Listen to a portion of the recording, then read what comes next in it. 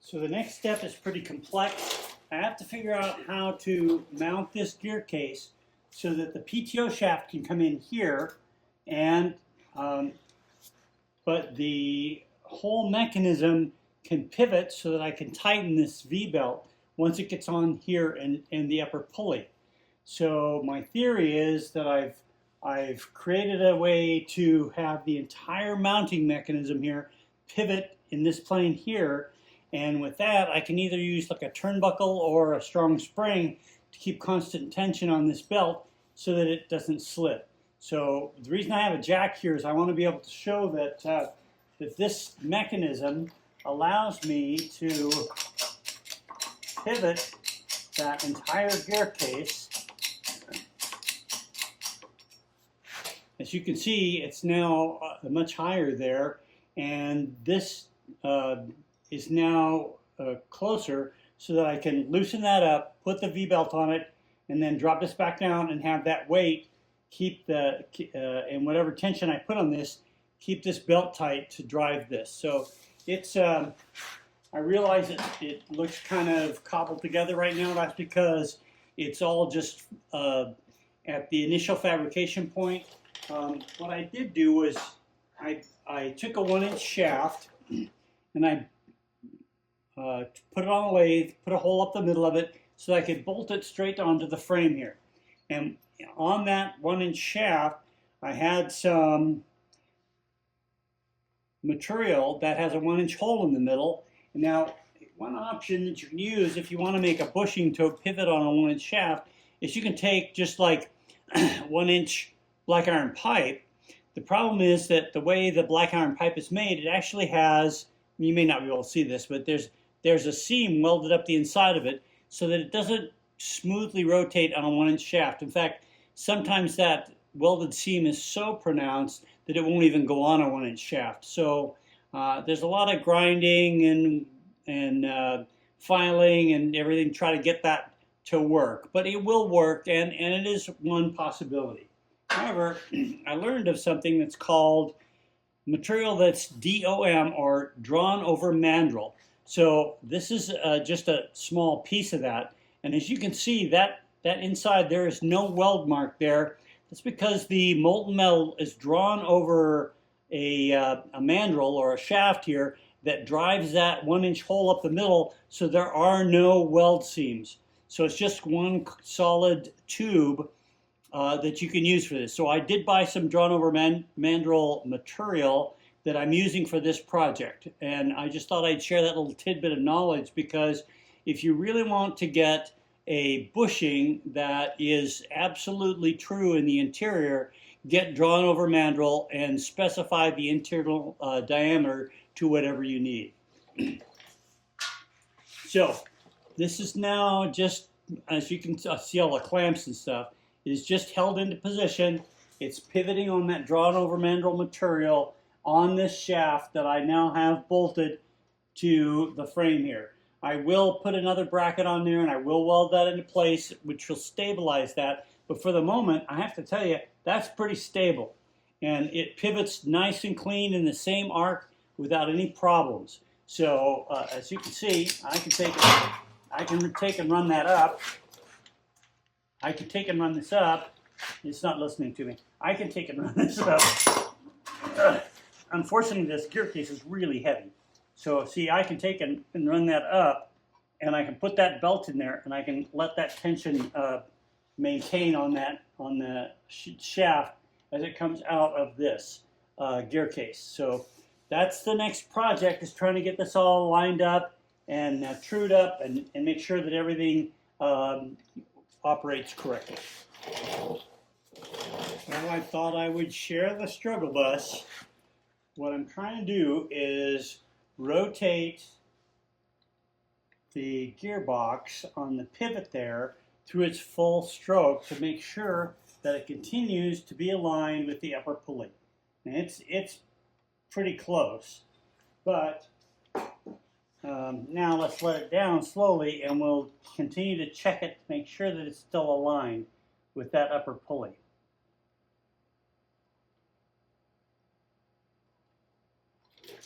So, and it's a constant, it's a constant fight to keep everything lined up so that nothing comes crashing down. And as soon as it comes crashing down, I will tell you from experience, everything gets misaligned and you have to start all over again. So that's why I'm trying to take it nice and easy here. Keep that jack up under this pulley so that I can let it down slowly and continue to do that check to make sure that the upper pulley is aligned with the lower pulley. It still is. Okay, let's go ahead and we'll see if we can bring it all the way down and make sure that it's still aligned. Okay, as you can see, it rolls forward, which of course makes it want to roll right off that jack. So I have to continually get that jack up under the pulley.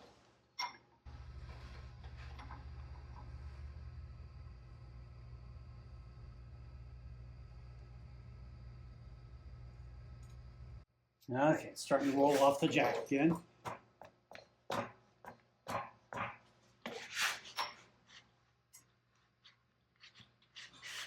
Okay, let it down a little more. Okay, let's check that alignment one more time. Across the face of the upper pulley, lines right up to the face of the lower pulley. I think we're set. So I took that through the sweep of the arc on this pivot to make sure that that pulley maintained its alignment with the upper pulley. If I was off with the alignment of the gearbox on the pivot, then it should have canted and that should have changed that alignment, but it did not. So I'm okay with that.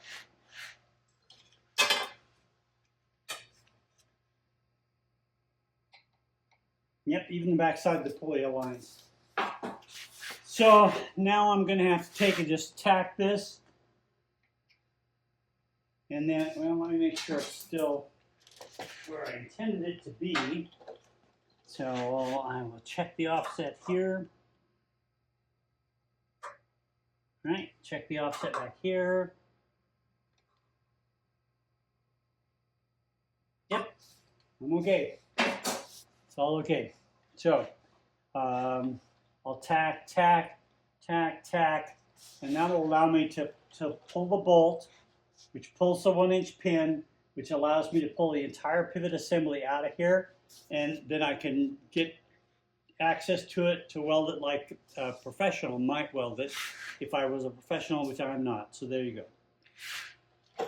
Anyway, that's the struggle, and I'll bring you back when I get everything ready to weld. Okay, I have pulled the bolt that holds the pin in place for the pivot, and I have the weight of the gear case supported on this hydraulic lift table. I thought I would put this on because the chances of it going right in the dumper are pretty good, which of course makes for good video. So I'll see what I can do. I have a feeling, so this is actually pretty snug where this pin is. I take that back, it's not pretty snug. It should just slide right out now, and I should be able to take and get this, support this completely on the lift table, and then get it out to where I can get it welded. So let's see if I can just kind of ease this on out of there.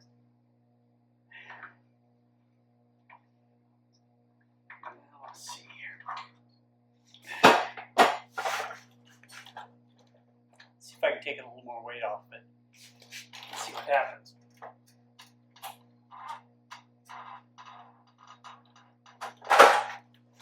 Take a little more weight off it. So far it hasn't fallen off. So let's see if we can get it out of there.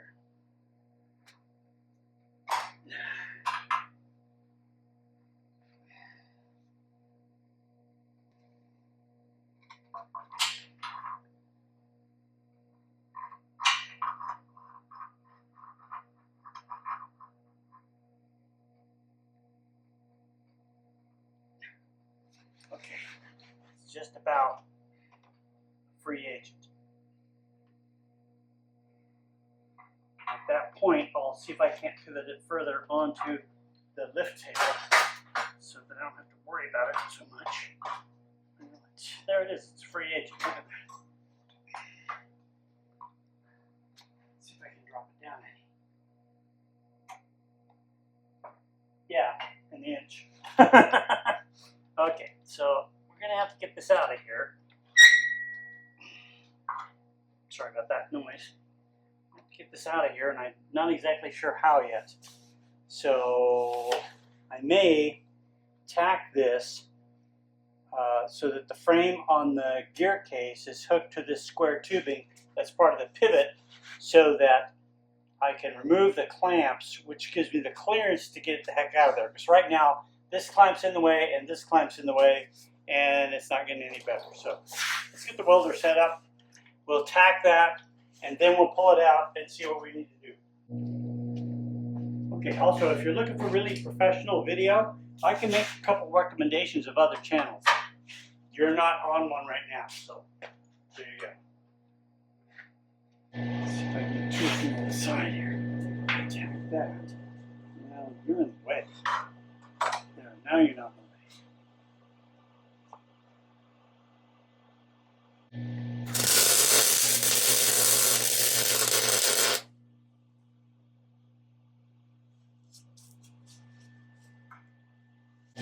What is it that man behind the scenes says? A full pin weld? So, no.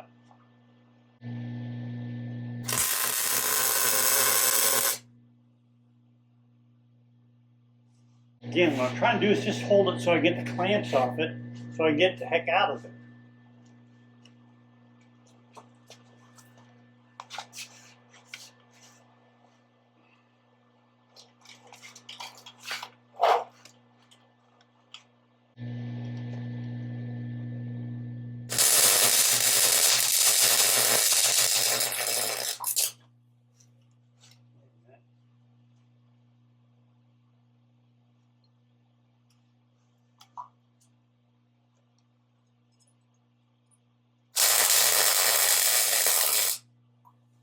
Okay, that should have tacked that so that I don't have to worry about taking those clamps off.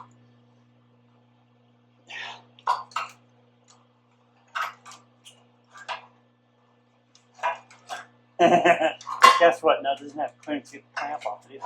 So there we go. There's that clamp. How about this guy? Yep, he's giving up too. Okay. Now let's see here. If I can get this gear case further up on the cart, then I don't have to worry about it. And I can basically move. Nope, that's not going to work.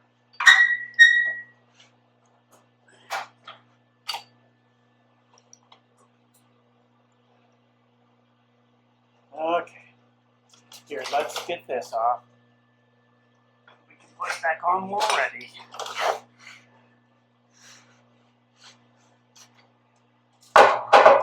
Oh, see, that's all I needed right there, just that. Now I just got to move everything around, get it out. And now, put it into the best position for me to weld it. Okay, let's not lose our pivot pin. Okay.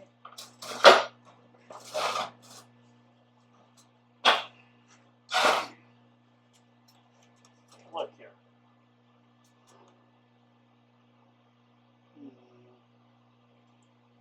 Oh. That might be a good place to put that.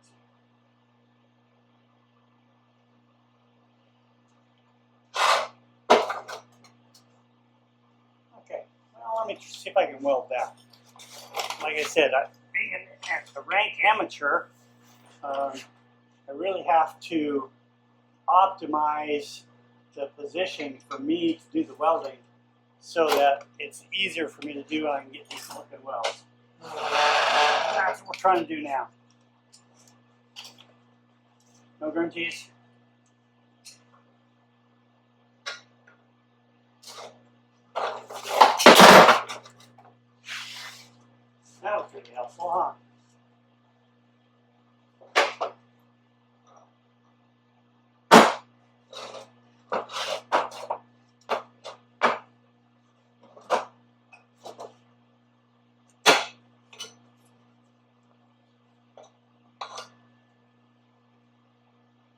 that may just help out. So.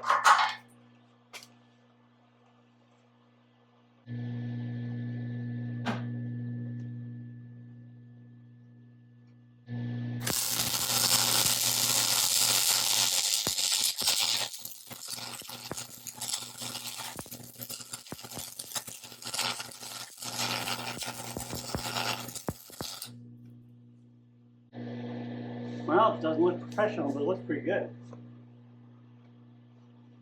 For a hat welder, you know.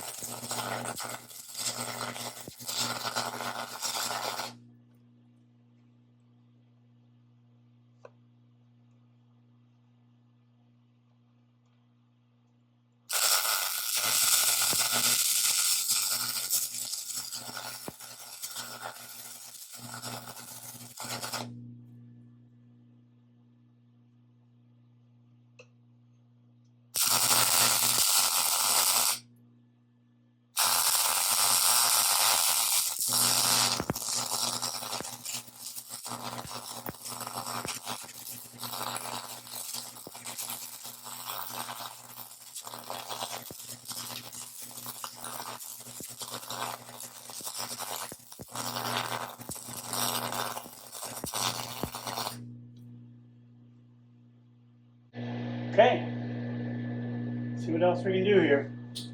We got damage to do, you know.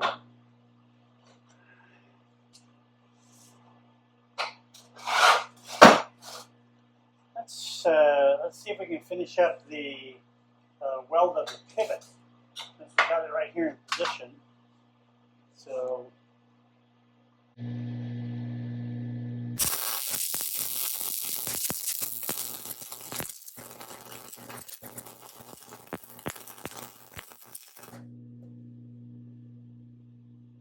Whoa.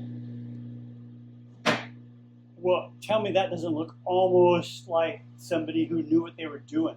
Huh? Okay. But I bet you I have to do the bottom of it too. Change that. We're going to go this way and over this way and like that. How's that? And I won't make this mistake, at least in front of the camera.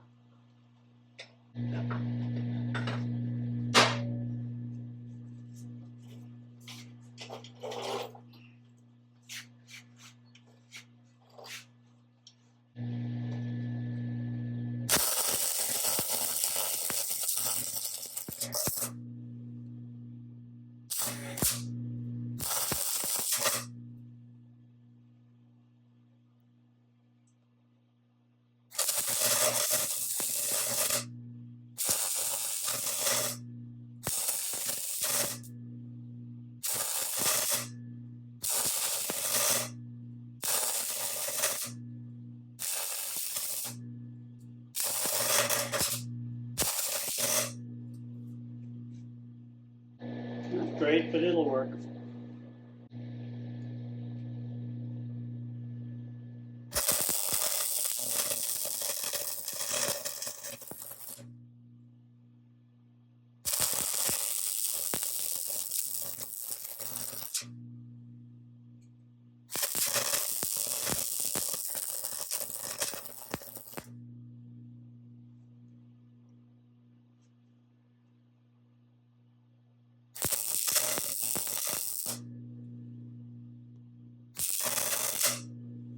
I've got the heat turned up, so anytime it gets some thin metal, it'll just burn right through it.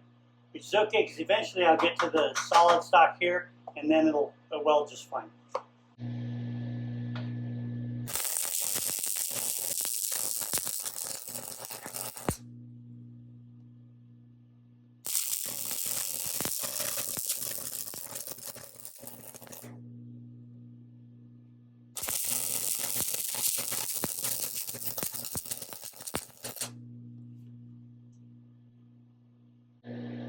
Okay, we're just about ready.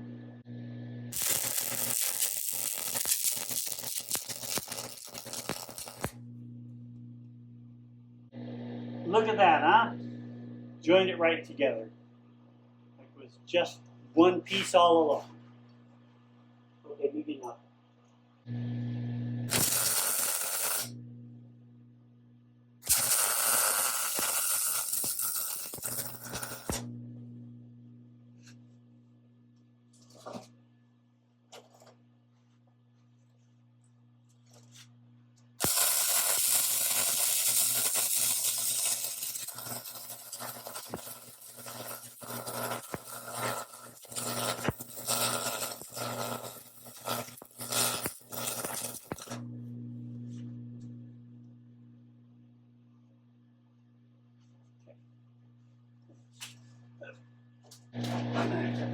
Reposition the ground clamp. This. I might as well just put it right up here. Nobody will notice. Okay, good.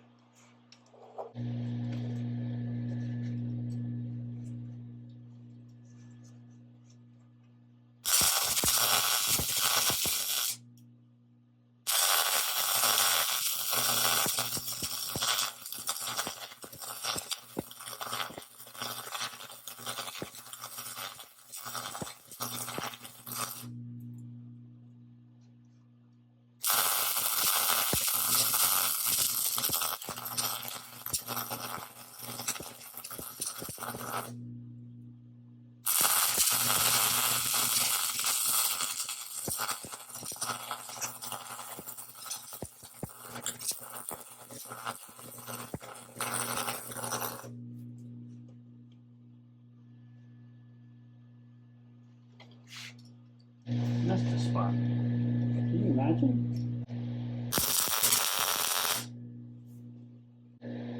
Now,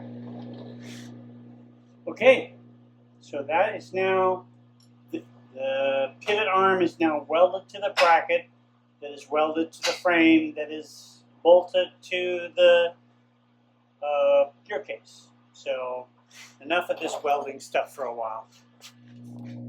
Well, something occurred to me that maybe the gear case doesn't have any gear case oil in it, because most of those things get shipped dry because some of the shippers don't like the petroleum products leaking out during shipment. So I'm going to have to pop that cap off there. This one back here. And I'm just going to check to see if it's even got any, by the way, the cap was finger tight. So let's see what we got here. Huh. Boy, if I had to guess, I'd say there's not a lick of oil in that thing. Okay, let's see what we got for gear case oil around here.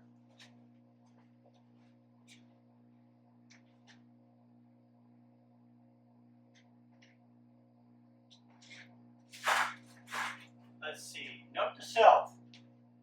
We don't have any gear case oil, so there you go.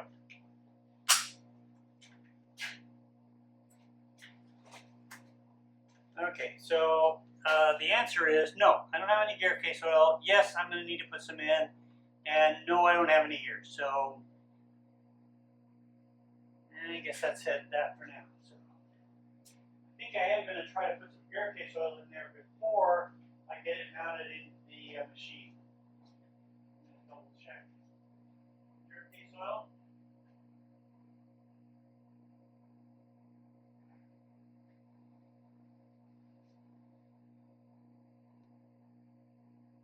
So, why gear case oil? Okay, got it. So, perhaps what we should do, since we've kind of dead in the water on this thing, and it is all welded up, perhaps what we can do is move this around and continue welding the bracket in there that holds that pivot pin. So I'm going to shut you guys off for a minute and make sure I got the camera angle. Well, great news. I've got to weld all this up. Weld this up here, weld this up here.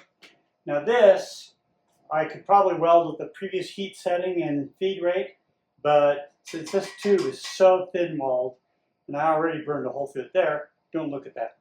I'm going to try to cut the heat back and see if I can avoid burning any more holes in here.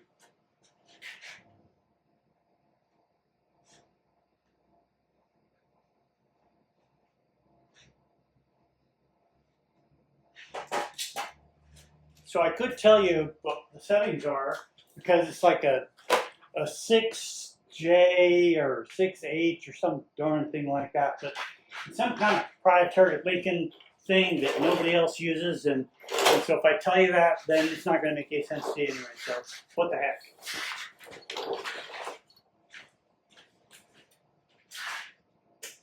By the way, if you're wondering around about this little cart here, one of the things that I gleaned from some of the guys that are actually professionals and not an amateur hack like me is that they try to get in the most comfortable position to provide the weld they need, because that way they're more likely to just be able to just lay the weld down with no problems. So that's why I try to get comfortable and get everything all lined up so that it lays naturally and I don't have to fight it.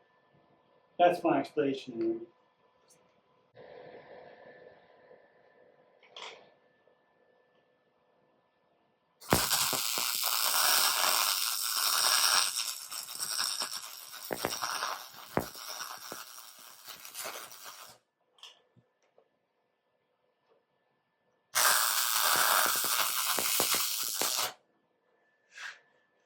Okay, let's see if I'm going to burn a hole in this tube, huh?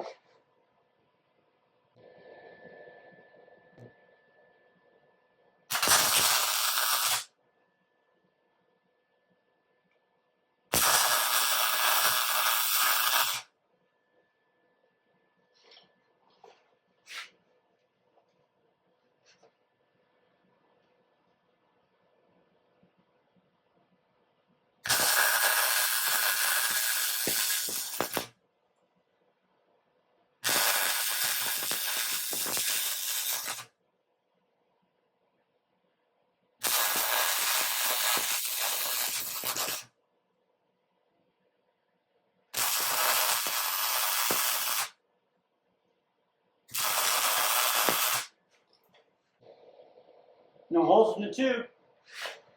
I'm going to call that a win.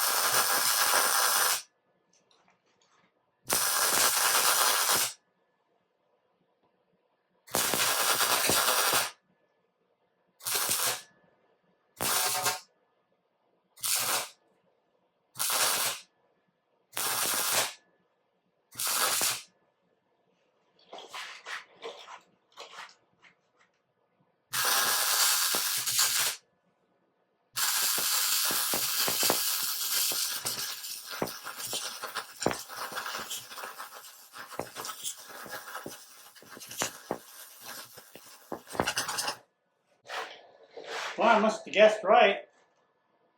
Didn't burn a hole in the tube, so, you know. I guess you got to take your wins where you can get them. Okay, let's finish up rolling this bracket. And that should make it so that we could actually install the gear case permanently if we had gear case. Oh, which we do not. So there you go. Let's see if I can get in here to weld this. And still let you guys see. I don't know.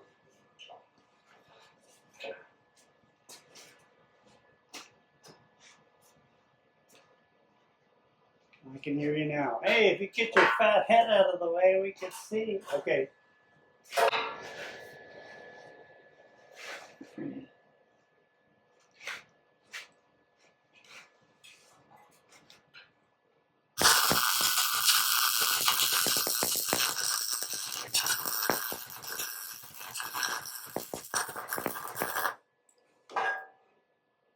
I know it isn't laying down great, but better than poking you out of the sharp stick.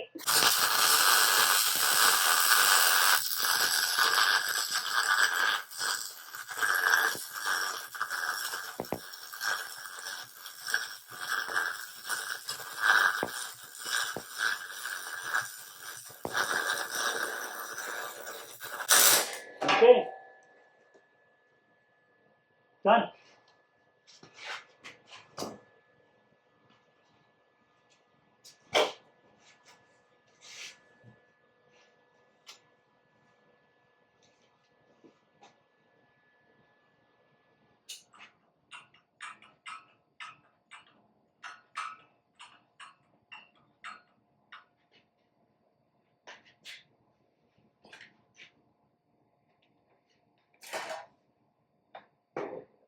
That motor sound you hear in the background is the pump on my swimming pool, which of course is circulating water to keep it from ever freezing and to keep it filtered throughout the winter so it doesn't turn into a huge primordial oozing swamp in the spring.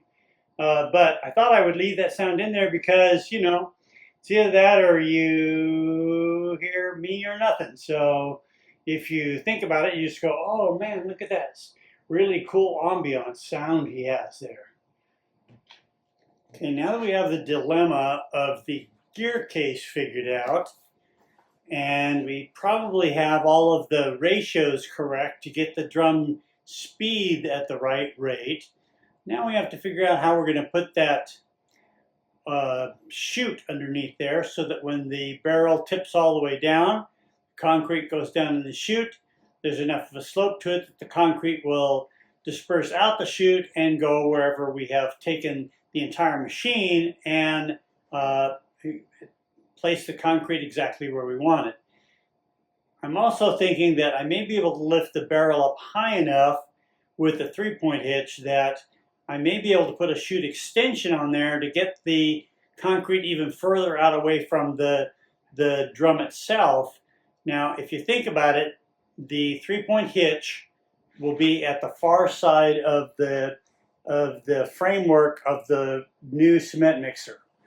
So that means that the actual tires of the tractor will be probably another 3 to 4 feet in front of where you see this cross member right down here.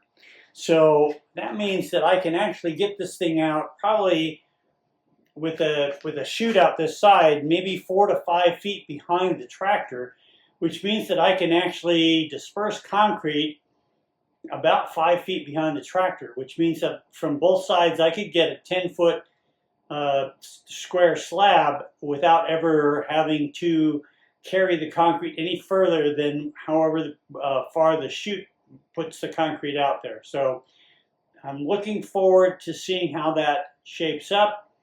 I'm hoping that there's enough of a slope to the chute to get the concrete to actually flow properly.